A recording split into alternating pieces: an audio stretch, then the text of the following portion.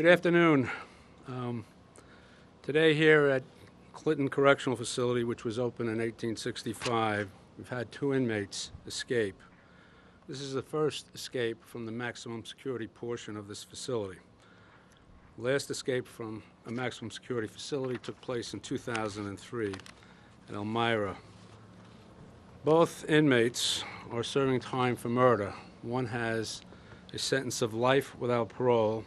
The other is serving 25 to life for murder in the 2nd degree. The one who's serving life without parole is named David Sweat. He's a male. He was born in June of 1980, 5'11", 165 pounds. The second individual, Richard Matt, was born June 25th, 1966. He is 6 foot and weighs 210 pounds. This morning, we noticed during a standing count at 5:30 a.m. at this facility, the 2 cells which were adjoining each other were empty. The search revealed that there was a hole cut out of the back of the cell through which these inmates escaped. They went onto a catwalk, which is about 6 stories high. We estimate they climbed down and had power tools and were able to get out to this facility through tunnels, cutting their way at several spots. I appreciate very much that the governor is here today. He actually walked to the cells to see firsthand the holes that were drilled in the back of the cells. He went to the catwalk to see their route of escape. He went down to the portions where they were able to cut through a steam pipe at both ends. And finally, he ended up in the street in a manhole cover. This is a very elaborate plan, but we are only at the very preliminary stages of determining exactly what happened. Security is our utmost priority, keeping the inmates safe, keeping staff safe, and keeping all of the general public safe.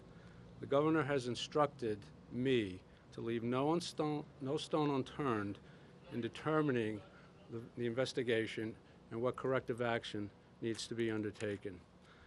We have a very cooperative relationship with local law enforcement.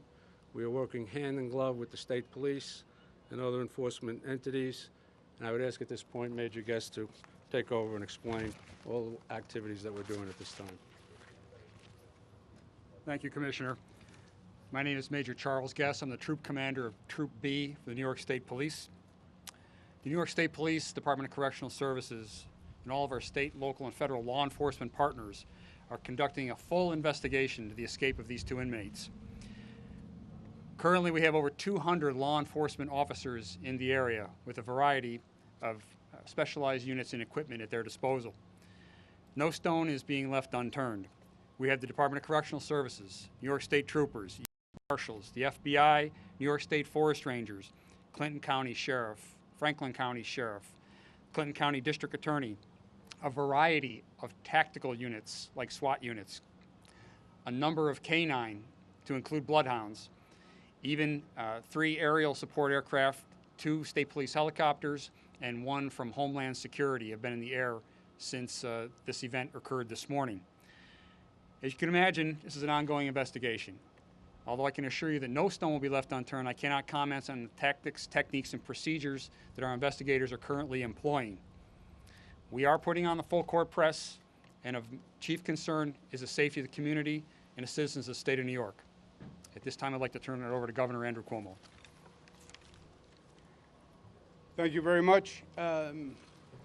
As you've heard, there was 2 people escaped from Clinton Correctional Facility. This is a first time in this institution's history that anyone has escaped from the maximum security portion of this facility. The facility opened in 1865, so this is quite an unusual occurrence.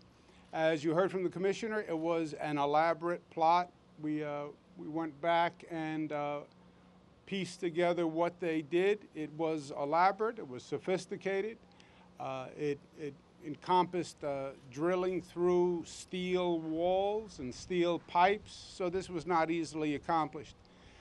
The Commissioner of Corrections is going to undertake a full investigation. We want to find out exactly how it happened. suggestion that they needed power tools to accomplish this. How did they get the power tools? From who? How? So we'll undertake a full investigation to make sure that this was the first and the last time anyone escaped from this facility. The state police, Major Guess, outlined the operation that they're going through to find the escapees. They've done an extraordinary job in coordinating resources. The state police are here. I want to thank local law enforcement that has been great in their partnership working with the state police as well as the Department of Corrections, which has deployed extraordinary troops and extraordinary resources to be part of this collective effort. First order of business is to find the two individuals and return them to prison. That's the first order of business. And we're working on that, and we're asking for the help of the people across the state today. These are two dangerous individuals. One was incarcerated for killing a sheriff. So these are dangerous people, and they're nothing to be trifled with. And we want the help of the public. We want New Yorkers exercising that spirit of community that makes New York so special. And we have pictures being posted of these two individuals. If you see them, if you know anything, if you've heard anything, please contact the state police or your local police as soon as possible. It's very important that we locate these individuals. They are dangerous, and we want to make sure that they don't inflict any more pain or any more harm on any New Yorkers. So we're asking the help of New Yorkers. I again commend the state police and the local police agencies that are together coordinating in this hunt to return the escapees. And I thank the Commissioner of Corrections for his diligence. They're just at the very beginning of the investigation. We have more questions than we have answers. But over the coming days and weeks, I'm sure that we'll have more. Questions for myself, the Commissioner, or the Major? Any indication that these two inmates have split up, or are they together? We have no indication of any kind. We know the point of exit was the manhole cover down the block. There were a series of tunnels that connected to that manhole cover.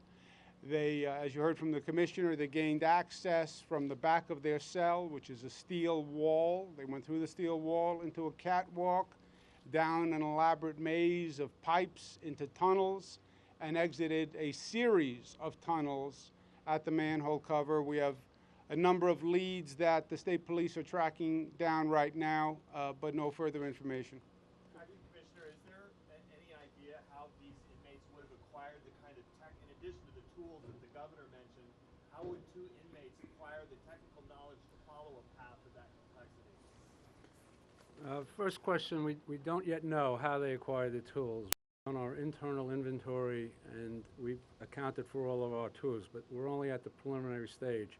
We have a lot of outside contractors that come in to do various repair jobs, so we're following those leads. But at this time, we don't know where the tools are, and we hope when we capture these individuals to learn from them how they discovered the right route to go to. It may have been over a period of time. It may have been trial and error. We don't know. It's only very preliminary at this time. Yeah. And as the Commissioner said, this is an old facility, 1865 it opened. There's a lot of ongoing construction with a number of contractors. Many of the contractors would use these types of tools. We're not drawing a connection, but that is a fact, and one of the facts that's being worked through. On knowing the tunnel system and the pipe system, I don't know that it is as elaborate as it sounds. There is a power station that generates the heat. If you follow the heating pipes, you're going to find your way to the heating station. So I don't know that that was the most intricate part of the operation. I'm sorry, sir. Yeah, absolutely. Do you think we could just review the checking system for these inmates? What time are checks regularly made? What kind of checks are there? Do you want to go to the super? Sure. There was master counts every 2 hours throughout the night. They had left things in their bunks that looked like they were in the bunk and they were sleeping.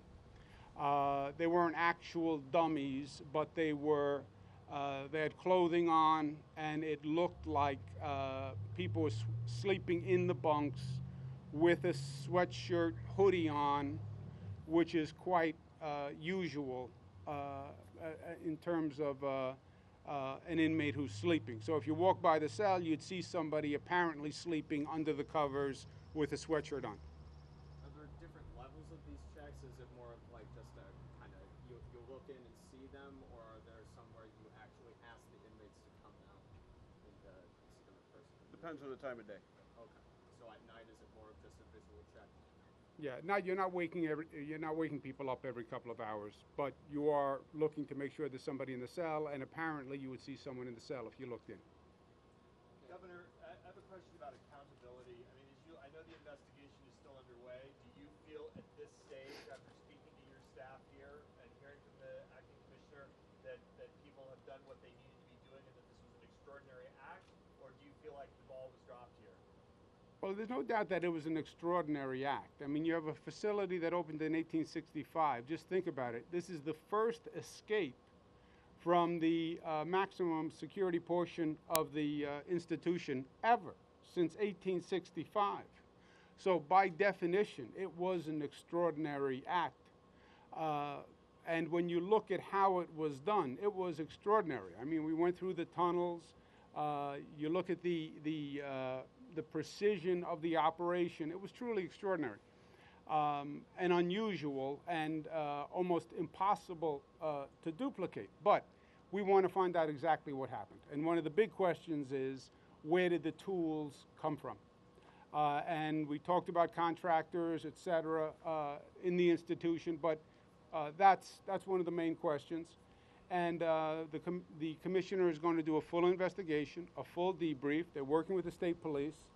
Let's find out exactly what happened, and then we can make a determination whether or not we should change a procedure or whether or not there was an error somewhere along the way. But it's preliminary to say someone did something wrong when you don't even know what happened in the first place, which is where we are now. All right, thanks a lot, everybody. Appreciate you coming out. Thank you. Tom. Again, please, we're trying to enlist the help of New Yorkers. These are not people to be trifled with. Look at the picture. If you see them, please contact law enforcement immediately. Thank you very much. Folks, thanks very much.